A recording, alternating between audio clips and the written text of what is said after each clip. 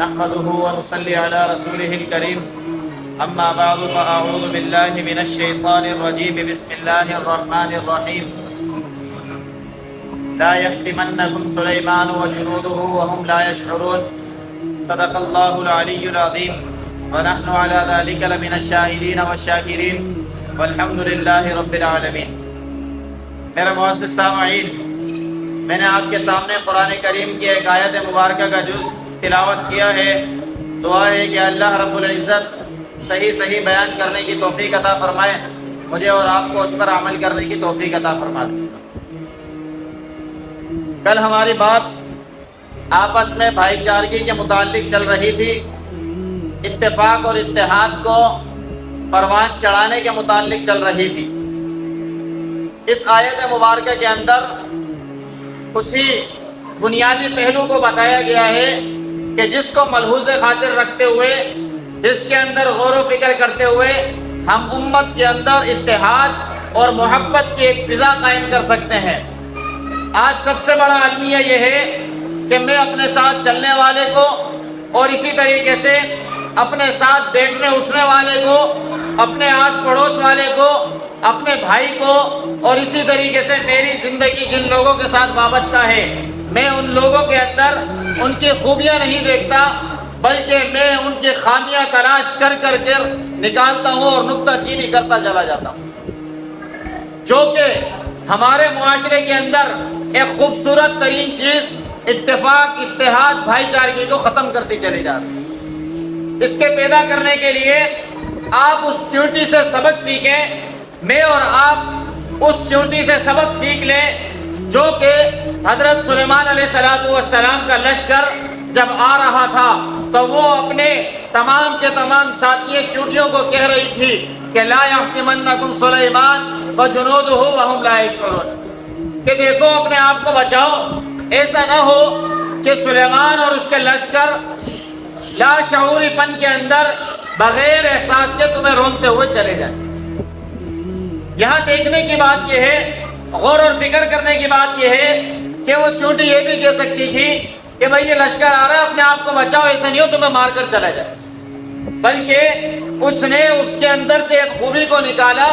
وہ خوبی کیا تھی؟ وَهُمْ لَا يَشْعُرُونَ، کہ ان کو احساس نہیں ہوگا اور تم ان کے پاؤں کے تلے کچل دی جاؤ گی، لہذا اپنے آپ کو بچانا۔ آج میں دیکھتا ہوں کہ ہمارے ساتھ چلنے والا، ہمارے ساتھ کام کرنے والا، ہمارے ساتھ زندگی گزارنے والا، اگر ہم کسی کو اس کے متعلق بتاتے ہیں تو سب سے پہلے اس کے اندر سے اس کی برائی کو نکال کر بتاتے ہیں، جبکہ اگر مجھے لگتا ہے کہ فلاں کے ساتھ غلط ہو رہا ہے یا یہ فلاں کے ساتھ غلط کر دے گا تو اس کے متعلق یہ بھی دیکھنا چاہیے کہ کیا وہ جان بوجھ کر اس کے ساتھ غلط کر رہا ہے یا خود بخود اس کے ساتھ غلط ہو جائے۔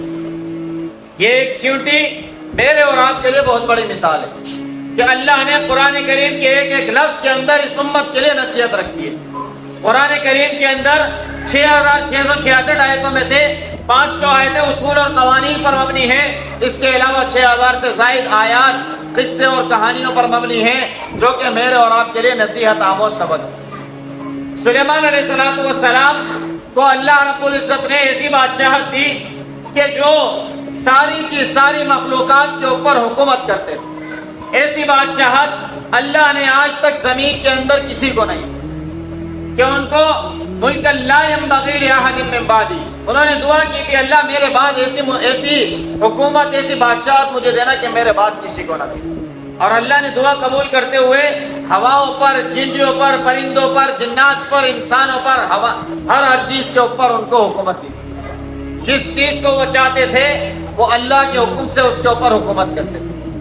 ہوا کو حکم دیتے تھے، ہوا ان کے لیے بچ جاتی تھی، مسخر ہو جاتی تھی، جس کے اوپر وہ اپنی گری ڈال کر اس پر بیٹھتے تھے اور ہوا ان کو میلوں کا سفر گھنٹوں میں اور چند لمحوں میں طے کرواتی۔ پھر ہوا یہ کہ ایک وقت میں ان کا لشکر جب آ رہا تھا تو چیونٹی نے چلاتے ہوئے کہا کہ بھائی سلیمان علیہ السلام کا لشکر آ رہا ہے، ان کے ساتھ ان کے ساتھی موجود ہیں۔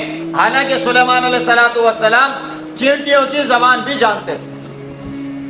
جب انہوں نے دیکھا تو فتبسم، ان کی بات سن کر سلیمان علیہ السلام مسکرائے کہ یہ میرے متعلق ایسی بات کر رہی ہیں جانتے بوجھتے ہوئے بھی، لیکن چیوٹی کے آپ عمل کو دیکھیں، وہ پھر بھی کہہ رہی ہے کہ ان کو احساس نہیں ہوگا، یہ تمہیں رونتے ہوئے چلے جائیں گے، لہذا اپنے آپ کو بچائیں۔ آج اگر ہم کسی کو مشورہ دیں تو ایسا نہیں کریں کہ پہلے اس فلاں شخص سے بدظن کریں پھر اس کے متعلق اس کو بتائیں، بلکہ ہمارے لیے اچھی بات یہ ہے کہ ہم اس کے اچھے ٹاپک کو نکالیں، اچھی بات کو نکالیں اور سامنے والے کو بتائیں، پھر اس کے متعلق کہیں کہ جی آپ کا چلنا اس کے ساتھ مشکل ہو جائے گا، اس لیے کہ اس کا گزر بسر، اس کے معاملات وہ زیادہ خطرناک ہیں یا زیادہ مشکل ہے جو آپ کے سمجھ میں نہیں آئیں گے، لہذا آپ اس کے ساتھ نہ چلیں۔ لیکن اگر ہم آج کسی سے مشورہ لیتے ہیں تو وہ ہمیں مشورہ دینے سے پہلے اس کی غیبتیں بھی کرے گا، اس کے متعلق غلط بیانی بھی کرے گا، سارے کے ساری غلط چیزیں کرے گا جو کہ قرآن اور سنت کے خلاف، جو کہ مجھے اور آپ کو اتحاد سے مانے ہیں، اتحاد سے روک رہی ہیں۔ اگر مجھے بتائیں کوئی ایک شخص میرے پاس آئے کہ بھائی میں فلاں کے ساتھ تعلق رکھنا چاہتا ہوں، اور میں اس کو کہہ دوں کہ نہیں فلاں بڑا خراب ہے، آپ کو برباد کر دے گا، تباہی کے دہانے پر لے جائے گا، تو بتائیں کہ فلاں شخص کا معیار، فلاں شخص کا جو اس کے دل کے اندر، ذہن کے اندر ایک اسٹیچر بنا ہوا تھا وہ رہے گا؟ وہ تو ختم ہو جائے گا، اس کی عزت ختم ہو جائے گی۔ اور مجھے بتائیں میں نے اپنے قول اور فعل سے کس کی عزت کو ختم کیا؟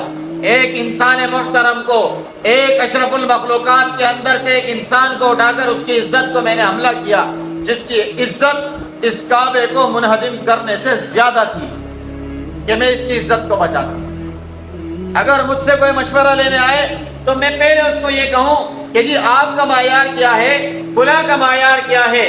اگر میں ان دونوں کے معیار کو دیکھوں تو ایک مالدار زیادہ ہے، دوسرا غریب زیادہ ہے، دونوں میں کسی اعتبار سے آپس میں ربط نظر نہیں آ رہا، تو اچھے انداز سے ان کو سمجھایا جائے کہ جی آپ کا گزر بسر اس کے ساتھ نہیں چل سکتا۔ وجہ یہ نہیں ہے کہ بندہ خراب ہے، وجہ یہ ہے کہ آپ کی اور اس کی کیٹیگری میں فرق ہے۔ ہم شادی بیاہ کرتے وقت بھی اللہ رب العزت نے، نبی علیہ الصلوۃ والسلام نے اس خوبصورت دین کے اندر ہمارے لیے ایک چیز رکھی کہ کفو کا لحاظ رکھا جائے، کہ آپ جس معیار کے ہیں اس معیار کے لوگوں کو تلاش کیا جائے، آپ جس پیشے سے تعلق رکھتے ہیں اس پیشے کو تلاش کیا جائے۔ آپ کا تعلق اگر موچی گھرانے سے ہے تو بھائی آپ لڑکی بھی موچی گھرانے کی دیکھیں۔ آپ کا تعلق موچیوں کے گھرانے سے ہے، کپڑا فروش کے گھرانے سے ہے، معمار کے گھرانے سے ہے، لیکن آپ رشتہ قائم کرنا چاہ رہے ہیں بادشاہوں کے خاندان کے اندر، تو کہاں سے نباہ ہوگا؟ نباہ اس وقت ہو سکتا ہے جب آپس میں کوئی ربط نہ ہو۔ اب نہ ہی بادشاہی میں کوئی خرابی ہے، نہ ہی اس بندے کے اندر کوئی خرابی ہے، نہ ہی اس پیشے کے اندر کوئی خرابی ہے، لیکن خرابی ایک بیچ کی چیز ہے، وہ یہ کہ ان کا آپس کا ربط نہیں ہے۔ اگر ہم اس انداز سے کسی کو سمجھانے کی کوشش کریں تو انشاءاللہ اس فلاں بندے کے متعلق اس کے ذہن میں جو خاکہ ہے، اس کے ذہن کے اندر جو اس کے متعلق عزت ہے، وہ خراب نہیں ہوگی، وہ مجروح بھی نہیں ہوگی، اور کوئی غلط بات بھی نہیں ہوگی، اور اتحاد اور اتفاق کو بھی کوئی نقصان نہیں پہنچے گا، اور دونوں کی زندگی اور راہیں بھی صحیح ہو جائیں گی۔ قرآن اور سنت مجھے اسی بات کی طرف بلاتا ہے کہ یا ایھا الذین آمنوا اتقوا اللہ وقولوا قولا سدیدا، ایمان والو اللہ کا خوف رکھتے ہوئے سیدھی سیدھی بات کہو۔ کوئی آپ سے مشورہ لینے آیا ہے، اگر آپ کو بڑا بناتا ہے، آپ سے کوئی رائے لینا چاہتا ہے، تو آپ اس رائے دینے کے اندر امین ہیں، آپ مشورہ دینے کے اندر امین ہیں۔ اللہ آپ کو دیکھ رہا ہے، اللہ کا خوف رکھتے ہوئے ایسی رائے اس کو دو کہ جو اس کے لیے بھی فائدہ مند ہو، دوسرے کے لیے بھی۔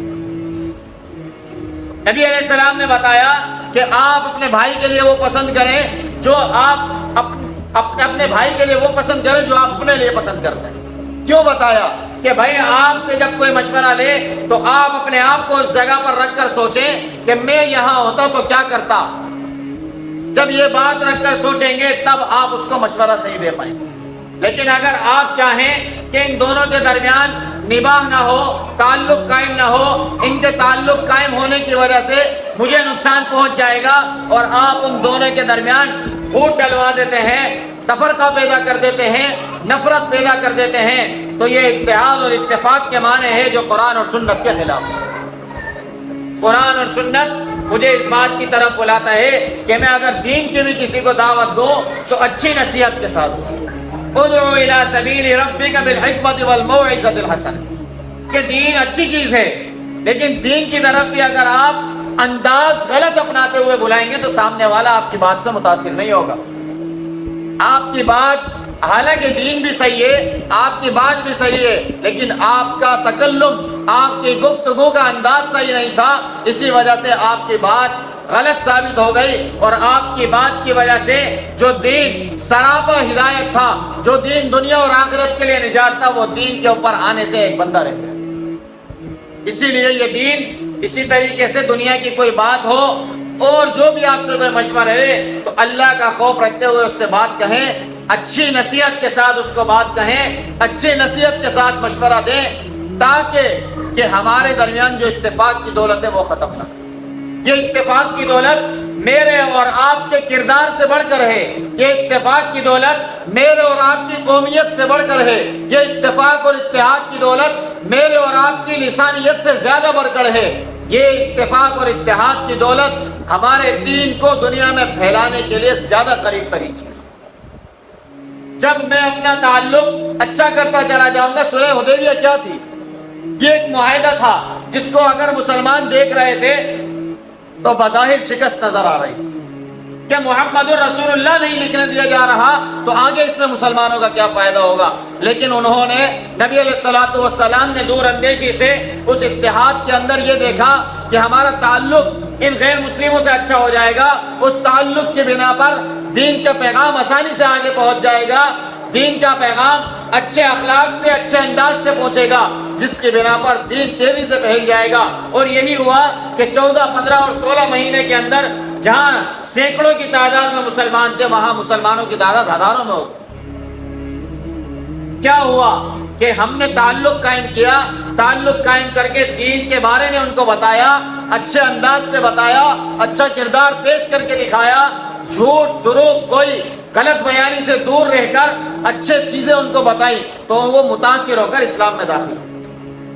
جو اس وقت زمانے میں خرابیاں رائج تھیں، مسلمانوں میں مدینہ میں رہ کر ان خرابیوں کو دور کیا، ان خرابیوں سے اپنے آپ کو بچایا، تو اسلام تیزی سے پھیلا۔ آج بھی یہی اسلام اتفاق اور اتحاد کی دولت چاہ رہا ہے کہ اتفاق اور اتحاد میرے لیے بھی فائدہ مند ہے۔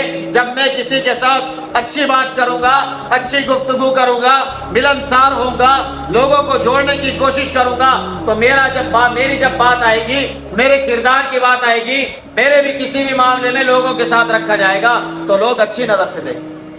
لیکن جب میں تفرقہ ڈالنے کی کوشش کروں، چاہے وہ تفرقہ لسانیت کی بنیاد پر ہو، قومیت کی بنیاد پر ہو، معاشرت کی بنیاد پر ہو، پارٹی پرستی کی بنیاد پر ہو، کسی بھی بنیاد پر وہ تفرقہ ڈالنے کی کوشش کریں گے تو اپنا کردار مجروح ہوتا چلا جائے۔ اس لیے اپنے کردار کو بھی اچھا کریں۔ اس اسلام کے پیغام کو، اسلام امن کا درس دیتا ہے، اسلام بھائی چارگی کا درس دیتا ہے، اس پیغام کو پوری دنیا میں پھیلانے کی کوشش کریں، اس پیغام کو منفی اثرات دینے والے لوگوں سے لوگوں کو آگاہ کریں کہ ہمارے اسلام کے پیغام کو جو لوگ منفی تاثرات میں پیش کر رہے ہیں، یہ اسلامی طرز عمل نہیں ہے، یہ ان کا اپنا بگاڑا ہوا طرز عمل ہے۔ پھر میں اور آپ اسلام کے نام لیوا اچھی طرح ہو جائیں گے، اور اسلام کے پیغام کو اچھی طریقے سے لوگوں میں پھیلانے کے لیے جو جد و جہد ہم کر رہے ہیں وہ مؤثر بن جائے گی، اس کے ثمرات نظر آئیں گے۔ پھر ہمیں ایک پھلتا پھولتا اور خوشحال معاشرہ نظر آئے گا۔ اس معاشرے کے نتیجے میں ہم دین اسلام کو اس ملک کے نظام کے اندر رائج کر پائیں گے، اس ملک کے نظام کو اسلامی نظام میں تبدیل کرنے کی جد و جہد کو کامیاب کر پائیں گے۔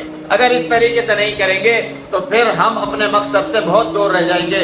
دعا ہے کہ اللہ رب العزت خود مجھے بھی ان باتوں پر عمل کرنے کی توفیق عطا فرمائے، آپ تمام میں سے ہر ایک کو عمل کی توفیق عطا فرما دے۔ وآخر دعوانا ان الحمدللہ رب العالمین۔ الحمدللہ رب العالمین والعاقبۃ للمتقین والصلاۃ والسلام علی سید الانبیاء والمرسلین۔ اللہم انت السلام و منک السلام، تبارک یا ذا الجلال والاکرام۔ اللہ کریم ہمارا یہاں بیٹھنا اپنی بارگاہ عالیہ میں قبول فرما۔ اللہ کریم قرآن اور احادیث کا سننا اپنی بارگاہ عالیہ میں قبول فرما۔ اللہ کریم قرآن اور سنت کے پیغام کو سمجھ کر اس پر عمل کرنے کی توفیق عطا فرما۔ اللہ کریم قرآن اور سنت کے پیغام کو عام کرنے کی ہم سب کو توفیق عطا فرما۔ کہ اللہ اس قرآن اور سنت کے یا اللہ مثبت پیغام کو پوری دنیا میں عام کرنے کی ہم سب کو توفیق عطا فرما۔ کہ اللہ جو ہمارے اسلام کے خلاف، قرآن اور سنت کے خلاف منفی پروپیگنڈے کر رہے ہیں، یا اللہ وہ کسی بھی منصب سے تعلق رکھتے ہوں، کسی بھی قومیت اور لسانیت سے تعلق رکھتے ہوں، یا اللہ ان کو ہدایت عطا فرما۔ یا اللہ اگر ان کے نصیب میں ہدایت نہیں ہے تو یا اللہ ایسے لوگوں سے ہمارے ملک کو، ہمارے اسلام کو پاک فرما۔ یا اللہ ایسے لوگوں سے ہمیں نجات عطا فرما۔ یا اللہ قبلہ اول بیت المقدس کی حفاظت فرما۔ اللہ کریم حرمین شریفین کی حفاظت فرما۔ اللہ کریم ملک پاکستان کی حفاظت فرما۔ اللہ کریم ہمارے ملک کے امن سالمیت کی حفاظت فرما۔ اللہ کریم ہمارے ملک کو امن کا گہوارہ بنا۔ کہ اللہ جہاں جہاں مسلمان پریشان حال ہیں، بیمار ہیں، مصیبت زدہ ہیں، تکلیفوں میں ہیں، اللہ تمام کی بیماریوں کو، پریشانیوں کو، تکلیفوں کو، مصیبتوں کو دور فرما۔ یا اللہ جتنے بے روزگار ہیں اللہ تمام کو حالات طیب روزگار عطا فرما۔ یا اللہ جتنے برسرے روزگار ہیں اللہ ان کے روزگار میں، کاروبار میں خیر و برکت عطا فرما۔ یا اللہ جتنے پیارے ہمارے اس دنیا سے چلے گئے اللہ سب کی کامل بخشش فرما۔ اللہم رب ارحمہما کما ربیانی صغیرا۔ صلی اللہ تعالی علی رسول خیر خلقہ محمد وعلی آلہ وصحبہ اجمعین۔